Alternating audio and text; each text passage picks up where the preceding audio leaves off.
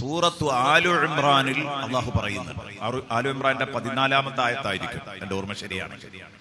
സുയ്യിന ലിന്നാസി ഹുബ്ബു ശഹവാതി മിനൻ നിസാഇ വൽ ബനീന വൽ ഖനാതീരിൽ മുഖന്തറതി മിനൽ ദഹബി വൽ ഫിദ്ദ വൽ അൻആം വൽ ഖൈലിൽ മുസവ്വമതി വൽ അൻആമി വൽ ഹർഫ്.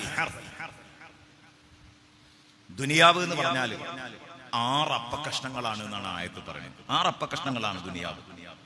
ഒന്ന് ഭാര്യമാര്, മറ്റൊന്ന് മക്കള്, മറ്റൊന്ന് സമ്പത്ത്, മറ്റൊന്ന് വാഹനങ്ങൾ, മറ്റൊന്ന് കൃഷിയിടങ്ങള്, മറ്റൊന്ന് നാൽക്കാലികൾ. ഈ 6 അപ്പക്കഷ്ണങ്ങളോടുള്ള സ്നേഹം മനുഷ്യ സഹജമാണ്. ഖുർആൻ പറഞ്ഞു സുയ്യിന ലിന്നാസ്. അവിടെ ബഹുമാനപ്പെട്ട ഇസ്മായിലുൽ ഹഖി റഹ്മത്തുള്ളാഹി അലൈഹി പറയുന്നുണ്ട്, ഈ അല്ലാഹു തആല സയ്യനല്ലാഹു, പടച്ചോൻ ജനങ്ങൾക്ക് ഭംഗിയാക്കി കൊടുത്തു എന്ന് പറഞ്ഞില്ല. അല്ലെങ്കിൽ സയ്യന്ന, നമ്മൾ ഭംഗിയാക്കി കൊടുത്തു എന്ന് പറഞ്ഞില്ല. അല്ലെങ്കിൽ ഇന്നമാ സയ്യന ശൈത്വാനു, പിശാച് ഭംഗിയാക്കി കൊടുത്തു. ഇതൊന്നും പ്രത്യേകം എടുത്തു പരാമർശിച്ചിട്ടില്ല. സുയ്യിന, ഭംഗിയായി അലങ്കാരമുള്ളതായി തോന്നിപ്പിച്ചു കൊടുത്തു ലിന്നാസ്, ജനങ്ങൾക്ക്. ഹുബ്ബു ശഹവാത്ത്, ചില അപ്പക്കഷ്ണങ്ങളോടുള്ള സ്നേഹം. ഏതാണ് താല്പര്യങ്ങൾ? ആ അപ്പക്കഷ്ണങ്ങൾ ഏതൊക്കെയാണ്? മിനൻ നിസാഇ വൽ ബനീൻ വൽ ഖനാതീരിൽ മുഖന്തറതി മിനൽ ദഹബി വൽ ഫിദ്ദ വൽ ഖൈലിൽ മുസവ്വമ വൽ അൻആമി വൽ ഹർഫ്. 6 കാര്യങ്ങൾ കൃത്യമായിട്ട് പറഞ്ഞു. അവിടെ ബഹുമാനപ്പെട്ടവർ പറയുന്നുണ്ട്, അങ്ങനെ പ്രയോഗിക്കാൻ കാരണം മുതഅല്ലിമീങ്ങളും ഉസ്താദുമാരും ഉണ്ടെങ്കിൽ അവർക്ക് വേണ്ടി ഒറ്റ വാക്ക് പറയുന്നു. സാധാരണക്കാർ അവർക്കത് ഉൾക്കൊള്ളാൻ ചെറിയൊരു പ്രയാസമുണ്ടാവും. കർത്താവിനെ പറയാതെ മജ്ഹൂലാക്കി സുയ്യിന എന്ന് പറഞ്ഞു. അള്ളാഹു ഭംഗിയാക്കി എന്ന് പറഞ്ഞില്ല, പിശാച് ഭംഗിയാക്കി എന്നും പറഞ്ഞില്ല. ഭംഗിയാക്കപ്പെട്ടു എന്ന് പറയാൻ കാരണം ഈ അലങ്കരിപ്പിക്കുന്നതിന് 2 മാനങ്ങളുണ്ട്. അള്ളാഹു അലങ്കാരമാക്കി കാണിച്ചാൽ അത് മംദൂഹാണ്, തുത്യർഹമാണ്. പിശാചാണ് ഭംഗിയാക്കി കാണിച്ചു കൊടുത്തതെങ്കിൽ അത് ആക്ഷേപാർഹവും ആണ്. 2 മുഖമുണ്ട് അതിന്. ഇത് 2ഉം ഉൾപ്പെടുത്താൻ വേണ്ടിയിട്ടാണ് അങ്ങനെ പറഞ്ഞത്. അപ്പൊ അവിടെ അള്ളാഹു പറഞ്ഞ ബൗണ്ടറിക്കുള്ളിൽ നിന്ന് സമ്പത്ത് സമ്പാദിക്കുന്നത്, സമ്പത്ത് ഉണ്ടാക്കുന്നത്, അതിനു വേണ്ടി ബിസിനസ് നടത്തുന്നത്, ജോലി ചെയ്യുന്നത്, കൃഷി ചെയ്യുന്നത് എല്ലാം പടച്ചോൻ പൊരുത്തപ്പെട്ട പണിയാണ്.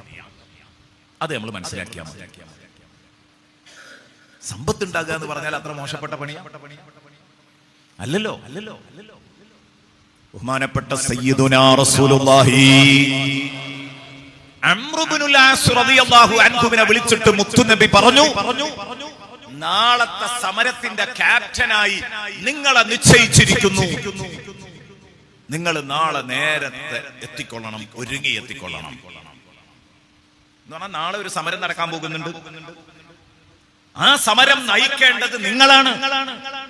നിങ്ങൾ രാവിലെ ആയുധം ധരിച്ച്, വസ്ത്രം ധരിച്ച് എത്തിക്കൊള്ളണം എന്ന് പറഞ്ഞു. എല്ലാം മാറ്റി ഒരുങ്ങി. അങ്ങനെയുണ്ടല്ലോ, സമര ക്യാപ്റ്റനായി എത്തുമ്പോൾ എല്ലാം വേണം.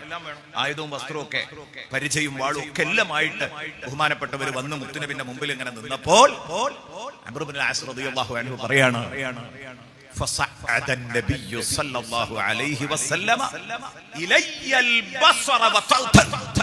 നബി സല്ലല്ലാഹു അലൈഹി വസല്ലമ തങ്ങൾ എന്നെ അടിമുടി ഒന്ന് നോക്കി. അതാണ് അതിന്റെ അർത്ഥം. നബി സല്ലല്ലാഹു അലൈഹി വസല്ലമ തങ്ങൾ അവിടുത്തെ തിരുനോട്ടം എന്റെ പാദത്തിൽ നിന്ന് ഇങ്ങനെ കയറ്റിയിട്ട് മൂർധാവ് വരെ നോക്കി. മൂർധാവിൽ നിന്ന് അടിയിലേക്ക് ഇറക്കി. നബിയ്യു സല്ലല്ലാഹു അലൈഹി വസല്ലം അൽ ബസറ ഇലയ്യ വതഅത. മലയാളത്തിൽ പറഞ്ഞാല് അടിമുടി എന്നെ ഒന്ന് നോക്കി. പറഞ്ഞേക്കുന്ന ആള് ഇതിന് ഫിറ്റ് ആണോ എന്ന് റസൂലുള്ളാഹ് ഒരുങ്ങി വന്ന അംർ ഇബ്നുൽ ആസ് തങ്ങളെ അടിമുടി ഒന്നിങ്ങനെ നോക്കി. വാച്ച് ചെയ്തിട്ട് മുത്തുനബി പറഞ്ഞു, ഇന്നത്തെ സമരത്തിന് നിങ്ങളെയാണ് ഞാൻ ക്യാപ്റ്റനായി നിയമിക്കുന്നത്. അതിനൊരു കാരണമുണ്ട്.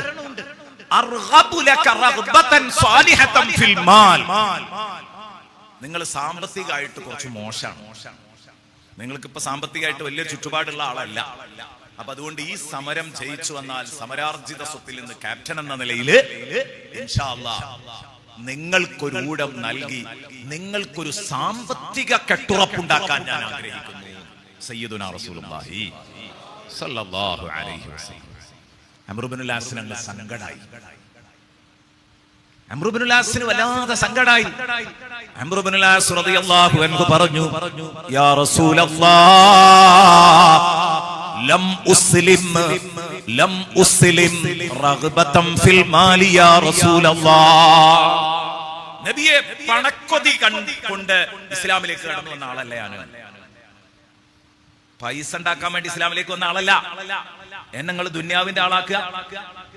ഞാൻ ഇസ്ലാമിലുള്ള റഗ്ബത്ത് കൊണ്ടാ വന്നത്.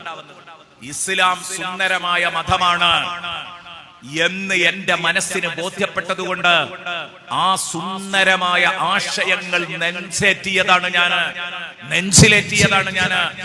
യാ റസൂലല്ലാഹ്, അല്ലാഹുവിന്റെ റസൂലേ, ഇല്ല തങ്ങളെ, ഹബീബായ തങ്ങളെ, നിങ്ങൾ ഇപ്പൊ പറഞ്ഞതനുസരിച്ച് എന്നെ ഒരു പൈസന്റെ ആളാക്കുകയാണ്, ദുന്യാവിന്റെ ആളാക്കുകയാണ്. എന്നെ ദുന്യാവിന്റെ ആളാക്കല്ലേ.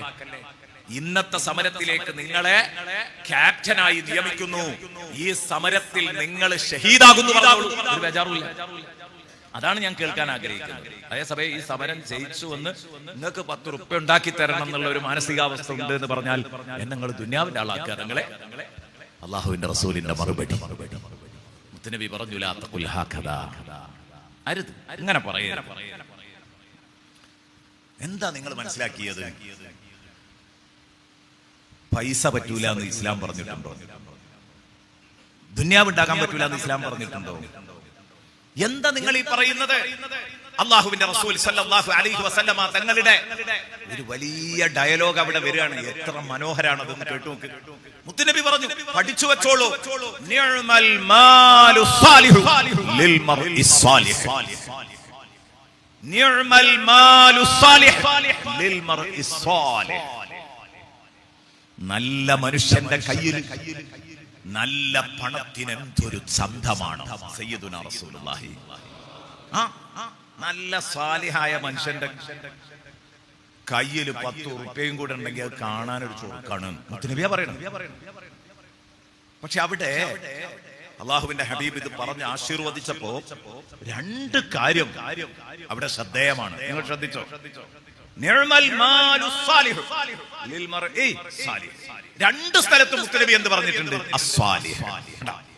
നല്ല പണം നല്ല മനുഷ്യന് ഏറെ ചന്തമുള്ള കാര്യമാണ്, വലിയ അന്തസ്സുള്ള കാര്യമാണ്. ഹബീബായ റസൂലുള്ളാഹി. അപ്പൊ ഇതിൽ ഒന്ന് മോശമായാലോ ഒട്ടും ഗുണകരമല്ല. നിഅമൽ മാലു സാലിഹു ലിൽ മർഇ സാലിഹ്.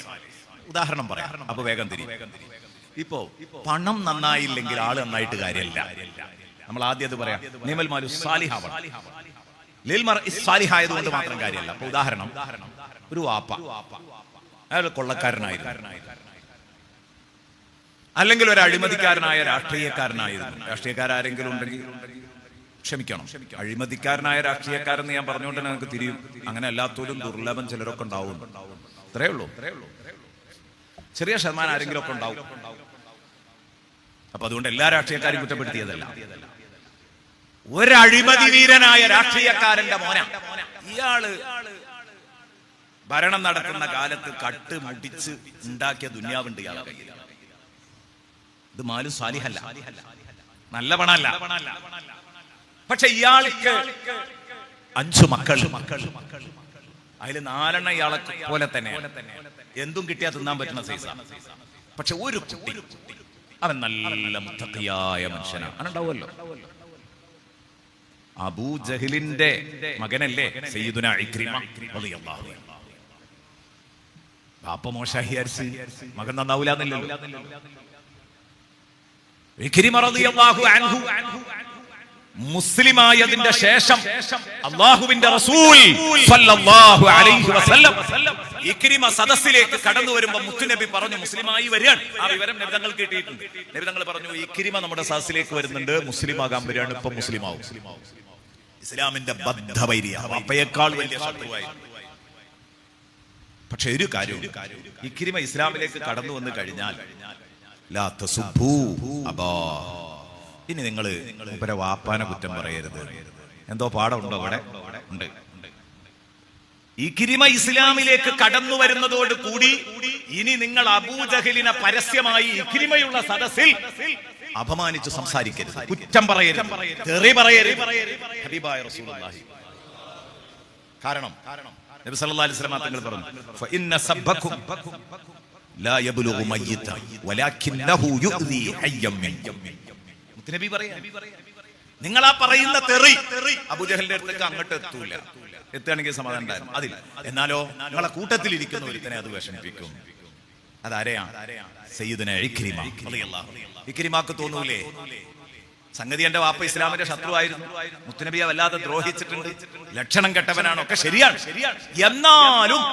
എന്നാലും ഇപ്പോഴും ഇവർക്ക് മരിച്ച് മണ്ണായി എത്രയോ കാലായി പോയി, ഇപ്പോഴും എന്റെ വാപ്പാനെ അവര് വിടുന്നില്ലല്ലോ, ഈ പ്രസ്ഥാനം വല്ലാത്തൊരു പ്രസ്ഥാനാണ് എന്ന് ഇക്രിമക്ക് തോന്നിപ്പോകരുത്. നബി സല്ലല്ലാഹു അലൈഹി വസല്ലം നിങ്ങൾ ശരിക്കും പഠിക്കണം. ഒരുപാട് സംഗതികളുണ്ട്. ഈ പ്രതിപക്ഷ ബഹുമാനം, അങ്ങനെ കുറെ സംഗതികളുണ്ട്.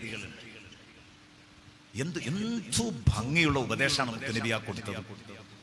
അതൊക്കെ നമ്മൾ പഠിക്കേണ്ടതാണ്, എന്റെ വിഷയം.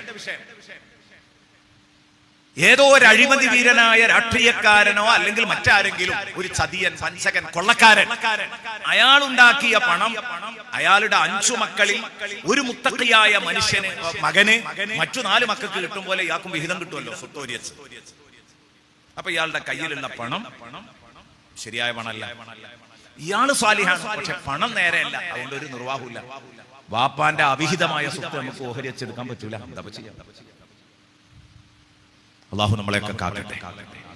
അപ്പോൾ മനുഷ്യ മാത്രം നന്നായിട്ട് കാര്യമില്ല, പണം നന്നാണ്. ഇനി പണം നന്നായി, ആള് നന്നായില്ലെങ്കിലും വൃത്തി ഉണ്ടാവില്ല, ഉറപ്പല്ലേ? നല്ലൊരു ആചാര്യ, പടച്ചോനെ പേടിയുള്ള രാജാര് മരിച്ചു, അയാളെ മക്കൾക്കൊക്കെ വിഹിതം കിട്ടി. മക്കളെ കൂട്ടത്തിൽ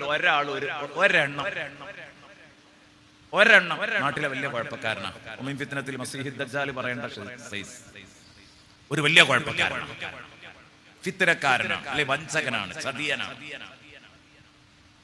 സുബ്ഹാനല്ലാഹ്, ഇവന്റെ കയ്യിൽ വാപ്പ ഹലാലായ മാർഗത്തിൽ മാത്രം സമ്പാദിച്ചുണ്ടാക്കിയ സ്വത്ത് കിട്ടിയാൽ എന്താ അവൻ ചെയ്യാം? വാപ്പ അത് കൊടുത്തിരുന്നത് പള്ളിക്കും മദ്രസക്കും ദീനീ വേദികളിലേക്കൊക്കെ ആയിരുന്നു, പാവങ്ങളെ സഹായിക്കാനായിരുന്നു, യതീമുകളെ സംരക്ഷിക്കാനായിരുന്നു. ഇയാളെ കയ്യിൽ കിട്ടിയാൽ നാളെ മുതൽ ഈ പൈസ ഇയാൾ വിനിയോഗിക്കുന്നതിനാണ്. എന്തിനാ വിനിയോഗിക്കുക? ചിലപ്പോ കാളപ്പൂട്ട് ഭ്രാന്തനായിരിക്കും, അല്ലെ? അപ്പൊ കാളപ്പൂട്ടിനായിരിക്കും ഉപയോഗിക്കുക, അല്ലെങ്കിൽ പന്ത് കളി ഭ്രാന്തനായിരിക്കും, അല്ലെങ്കിൽ ഗാനമേളക്കായിരിക്കും, അല്ലെങ്കിൽ വേറെന്തെങ്കിലും തോന്നിയാസത്തിന് വേണ്ടിയായിരിക്കും ഉപയോഗിക്കുക. ദൂർത്തടിച്ച് കളയും. സുബ്ഹാനല്ലാഹ്, ഈ പൈസ ഒരിക്കലും ഗുണകരമല്ല. പൈസ നല്ലതാണ്, പക്ഷേ ആ പൈസ കൈവശം വെക്കുന്ന കൈ നന്നായില്ല. അതുകൊണ്ട് മുത്തുനബി അംറു ഇബ്നുൽ ആസ് റളിയല്ലാഹു അൻഹുവിനോട് പറയുന്നു, അംറേ, നിഅ്മൽ മാലു സാലിഹു ലിൽ മർഇ സാലിഹ്. ഒരു റിപ്പോർട്ടിലുണ്ട് ലിർറജുലി സാലിഹ്, രണ്ടും തന്നെയാണ്. നല്ല മനുഷ്യന്റെ കയ്യിൽ നല്ല പണത്തിന് വല്ലാത്ത ചന്തമാണ് മുഹമ്മദുർ റസൂലുള്ളാഹി. അതുകൊണ്ട് പറയട്ടെ, അൽമാലു വൽ ബനൂന സീനത്തുൽ ഹയാത്തി ദുനിയ എന്നതില് സമ്പത്ത് ഭൗതിക ജീവിതത്തിന്റെ അലങ്കാരമാണ് എന്ന് പറഞ്ഞത് വലിയ അർത്ഥപൂർണമായ സ്റ്റേറ്റ്മെന്റ് ആണ്. പൈസ വേണം, പക്ഷെ അത് ഹലാലായ മാർഗത്തിലായിരിക്കണം. ഹലാലായ മാർഗത്തിലായിരിക്കണം ചെലവഴിക്കാൻ. ഹറാമായ മാർഗത്തിൽ ഒരു പൈസ പോലും സമ്പാദിക്കാൻ പാടില്ല. ഹറാമായ മാർഗത്തിൽ ഒരു പൈസയും ചെലവാക്കാനും പാടില്ല. അല്ലാഹു കാക്കട്ടെ. ചെലവാക്കാതെ പിശുക്കാനും പാടില്ല, ചിലവാക്കി ധൂർത്തടിക്കാനും പാടില്ല. ഒക്കെ സാമ്പത്തിക അച്ചടക്കാണ്. അതൊക്കെ ക്ലിയർ ആകുമ്പോഴേ നിഅ്മൽ മാലു സാലിഹു ആവും. വിശദീകരിക്കാൻ സമയമില്ലാത്തതുകൊണ്ടാണ് അങ്ങനെ പറഞ്ഞത്. നിഅ്മൽ മാലു സാലിഹു ലിൽ മർഇ സാലിഹ്. സുബ്ഹാന മൻ ജല്ല ജലാലു. അത്തരം പണക്കാരുടെ കൂട്ടത്തിൽ മുൻനിരയിലുള്ള പണക്കാരനായിരുന്നു സയ്യിദുനാ ഉസ്മാൻ ഇബ്നു അഫ്ഫാൻ, ഉസ്മാനുൽ ഗനി റളിയല്ലാഹു അൻഹു. ഉസ്മാൻ തങ്ങളുടെ ഓമന പേര് മുതലാളി ഉസ്മാൻ എന്നായിരുന്നു. അങ്ങനെയാണ് അബൂബക്കറിന് സിദ്ദീഖ്, ഉമറുൽ ഫാറൂഖ്, ഉസ്മാനുൽ ഗനി. അലിയുനിൽ മുർത്തദാ. ഓരോരുത്തർക്കും അവരുടേതായ ചില വിശേഷണങ്ങളുണ്ട്. അതിൽ ഉസ്മാൻ തങ്ങളുടെ വിശേഷണം മുതലാളി ഉസ്മാൻ എന്നായിരുന്നു. അതത്ര മോശപ്പെട്ട വാക്കാണെങ്കിൽ അത് ഉപയോഗിക്കൂലല്ലോ. മുതലാളിയെ പോലത്തെ മുതലാളിയാണെങ്കിൽ കാര്യമാണോ? അയാളുടെ മുതൽ അയാളുടെ കുടുംബത്തിനും നാട്ടിനും ദീനിനും ഉപകരിക്കണം. അപ്പോഴേ ആ മുതൽ അള്ളാഹ് പൊരുത്തപ്പെട്ട മുതലാവും. ഉണ്ടാക്കിയ വഴികൾ ശരിയാവണം, പിന്നെ ഉപകരിക്കും ഉപയോഗപ്പെടുത്തുകയും ഉപയോഗപ്പെടുകയും അള്ളാഹു തൗഫീഖ് നൽകട്ടെ. എന്റെ പ്രിയപ്പെട്ട സുഹൃത്തുക്കളെ, സമ്പത്തിനെ പറ്റി അല്ലാഹു തആല വിശുദ്ധ ഖുർആനിൽ പറഞ്ഞതെന്താ? ഞാൻ സമ്പത്തൊരു മോശപ്പെട്ട സംഭവം അല്ല എന്നാ പറയുന്നത്. സമ്പത്തിനെ പറ്റി എന്താ ഇസ്ലാമിന്റെ കാഴ്ചപ്പാട്? ഒന്നുങ്ങൾ കേട്ട് ഇനി ഖുർആനില് ഈ സമ്പത്തിനെ പറ്റി അല്ലാഹു നടത്തിയൊരു പ്രഖ്യാപനം. വലാ തുഅ്തു സുഫഹാ അംവാലകുമുല്ലതി ജഅലല്ലാഹു ലക്കും ഖിയാമ. ഈ പോയത്തക്കാരായ ആളുകൾ ഉണ്ടാവും, മുഴുവല്ലാത്ത ആളുകൾ. ചില ആളുകൾ ഉണ്ടാവും കൈകാര്യം നടത്താൻ പറ്റാത്ത, ബുദ്ധിക്ക് വേണ്ടത്ര വികാസമില്ലാത്ത, നമ്മൾ സാധാരണ അന്തം കമ്മികൾ എന്ന് വിശേഷിപ്പിക്കുന്ന പോയത്തക്കാർ. അത്തരം ആളുകൾ ഫുള്ളില്ല, ഭിന്നശേഷിക്കാരാണ്. മാനസികമായി അവർക്ക് ബുദ്ധിപരമായും ഫുള്ളില്ല, മാനസികമായും ശാരീരികമായിട്ടൊക്കെ പോരായ്മകളുള്ളവർ. ആ പോരായ്മകളുള്ളവരുടെ സമ്പത്ത് മറ്റുള്ളവർ കൈകാര്യം ചെയ്യണം എന്നാണല്ലോ. അവർക്ക് സമ്പത്ത് വിട്ടുകൊടുക്കാൻ പാടില്ല. പോയത്തക്കാർക്ക് സമ്പത്ത് വിട്ടുകൊടുത്താൽ അവർ ദൂർത്തടിക്കും. അവരുടെ സമ്പത്ത് വേറുള്ളവരാണ്, അവർക്ക് വേണ്ടി കൈകാര്യം ചെയ്യണം. അവിടെ പറഞ്ഞു, നിങ്ങൾ ഒരിക്കലും ഈ പോഴന്മാർക്ക് സമ്പത്ത് കൊടുക്കരുത്. ഏത് സമ്പത്ത്? അംബാലകുമുല്ലതി ജഅലല്ലാഹു ലക്കും ഖിയാമ. നിങ്ങളുടെ ജീവിതത്തിന്റെ നിലനിൽപ്പിനാധാരമായി അല്ലാഹു നിശ്ചയിച്ച സമ്പത്ത് നിങ്ങൾ അവർക്ക് വെറുതെ വിട്ടുകൊടുക്കരുത്. ഞാൻ അത് പറയാനാണ് ഇത് പറഞ്ഞത്. സമ്പത്തിനെ പറ്റി അല്ലാഹു നിരുപാധികം പറഞ്ഞു, ജഅലല്ലാഹു ലക്കും ഖിയാമ. നിങ്ങളുടെ ജീവിതത്തിന്റെ ആധാരമായി അല്ലാഹു കണക്കാക്കിയ സാധനം എന്ന് പറഞ്ഞാൽ ജീവിതത്തിന്റെ ആധാരമാണ് പണം എന്ന് പറഞ്ഞാൽ പൈസ ഇല്ലെങ്കിൽ ജീവിക്കാൻ പറ്റൂല. ആണ് അതിന്റെ അർത്ഥം. ഖിയാമൻ ലിന്നാസ്. ജനങ്ങളുടെ നിലനിൽപ്പ് എവിടെയാണ്? പണത്തിലാണ്. ഇതേ പ്രയോഗം ഇനി ഖുർആൻ നടത്തിയത് എവിടെയെന്ന് അറിയാം? കഅബയെ പറ്റി. രണ്ട് സ്ഥലത്താണ് ഇങ്ങനെ അല്ലാഹു പറഞ്ഞത്. കഅബയെ പറ്റി പറഞ്ഞിട്ടുണ്ട്, ജഅലല്ലാഹുൽ കഅബത്തൽ ബൈത്തൽ ഹറാമ ഖിയാമൻ ലിന്നാസ്. ജഅലല്ലാഹുൽ കഅബത്തൽ ബൈത്തൽ ഹറാം. വിശുദ്ധ ഭവനമായ കഅബാലയം, അല്ലാഹുവിന്റെ ഭവനം. ആ ഭവനത്തെ അല്ലാഹു ആക്കിയിരിക്കുന്നു, അല്ലാഹു നിശ്ചയിച്ചിരിക്കുന്നു. ഖിയാമൻ ലിന്നാസ്, ജനങ്ങളുടെ നിലനിൽപ്പിന്റെ ആധാരമാക്കിയിരിക്കുന്നു. അപ്പം ഭൂമി ലോകത്ത് മനുഷ്യന്റെ നിലനിൽപ്പ് ഉറപ്പിക്കുന്നത് രണ്ട് ഘടകങ്ങളാണ്. ആത്മീയമായി കഅബ ഭൂമിയിൽ നിലനിൽക്കണം, ഭൗതികമായി പൈസയുടെ നടത്തിപ്പും നടക്കണം.